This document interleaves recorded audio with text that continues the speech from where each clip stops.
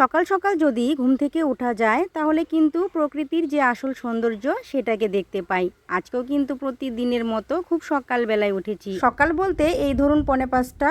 তো উঠেই দেখি বাইরে পাখিগুলা কত সুন্দর করে কিচিরমিচির ডাকছে আর সুন্দর একটা হাওয়া দিয়েছে।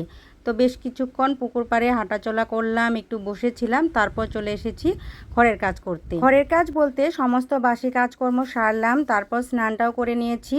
স্নান করেই চলে এসেছি রান্নাঘরে রান্না করতে। এখন কিন্তু সকাল 7টার মতো বাজে, আর আজকে আমি দুপুরে রান্নাটা করব না, সকালে ব্রেকফাস্টটা বানিয়ে তারপর ডিউটিতে চলে যাব।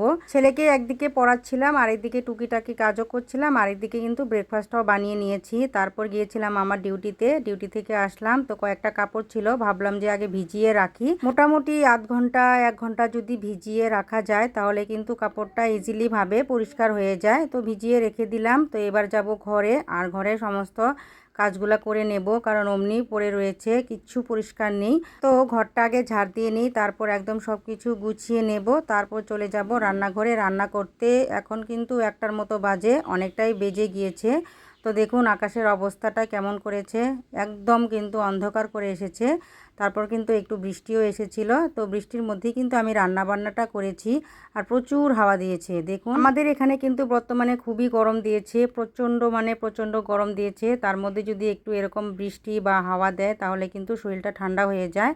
আর দেখুন 1:30টাই বেজে গিয়েছে, চলে এসেছি রান্নাঘরে। আজকে বানাবো রহড়ের ডাল। রহড়ের ডালটা কিন্তু সেদ্ধ হতে মোটামুটি ভালো টাইম লাগে, তার জন্যই প্রেসার কুকারেই বসিয়ে দিলাম।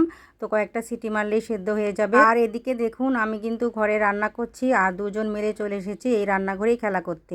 তো দেখুন এখানে আমি একটা সয়াবিনের সবজি করব। বেশ কিন্তু প্রায়ই আমরা এই সবজিটা খেয়ে থাকি, ঝিঙ্গে, আলু, স্কোয়াশ, তারপর শসা, এগুলা দিয়েই বানাই।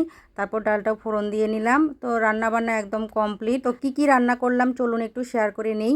এদিকে তো রহড়ের ডাল হয়ে গিয়েছে, ভাতও হয়ে গিয়েছে, সয়াবিনটাও হয়ে গেছে, আর একটা শাক ভাজা করেছিলাম।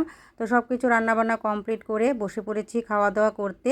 খাওয়া দাওয়া শেষ, এবার রান্নাঘরটা আবার পরিষ্কার করতে এসেছি। গ্যাসের জায়গাগুলো ভালো করে মুছে নিয়ে চলে আসলাম বাইরে বাসনগুলো মাজতে। দেখুন কতগুলা বাসন জড়ো হয়েছে, সব আস্তে ধীরে মেজে গুজে তারপর কিন্তু বিকেলের কাজটাও শুরু করে দেব।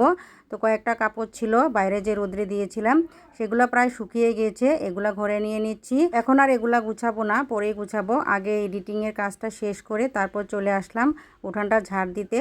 তো ঝাড় দিয়ে তারপর ঘরের কাজগুলো একটু ঘরটা পরিষ্কার করে নেব। পরিষ্কার বলতে এই আর কি, গুছিয়ে নেব। সকালবেলা তো একবার গুছিয়েছিলাম, তো আবার শুরু করে দিয়েছি।